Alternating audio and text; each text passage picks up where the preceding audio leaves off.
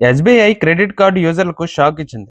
SBI credit card వినియోగదారులు తమ pending బిల్లులను సకాలంలో పూర్తిగా చెల్లించినప్పటికీ, ఈ జూలై నెలలో ఇంకా అమౌంట్ కట్టనట్లు ఓవర్ డ్యూ చూపిస్తుందని యూజర్లు ఆందోళన చెందుతున్నారు.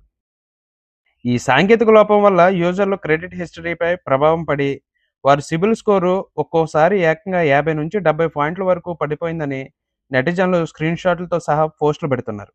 ఈ సమస్యపై పలువురు పెట్టిన కామెంట్స్ ప్రకారం బ్యాంక్ ఈ సాంకేతిక లోపాన్ని గుర్తించిందని, దీనిపై ప్రస్తుతం తమ రివ్యూ జరుగుతుందని ఎస్బీఐ పేర్కొన్నట్లు తెలుస్తోంది. ఒకవేళ మీరు కానీ మీ స్నేహితులు కానీ ఎస్బీఐ క్రెడిట్ కార్డు వాడుతుంటే, మీ ఎస్బీఐ క్రెడిట్ కార్డు యాప్లోకి లాగిన్ అయ్యి మీరు కట్టిన బిల్లు అప్డేట్గా ఉందా లేదా ఓవర్ డ్యూ చూపిస్తుందో గమనించండి. అలాగే మీ క్రెడిట్ స్కోర్ ఒకసారి చెక్ చేసుకోండి. ఈ మధ్యకాలంలో సిబిల్ స్కోర్ ఏదైనా అనూహ్యంగా తగ్గిందా లేదనేది ఒకసారి చూసుకోండి.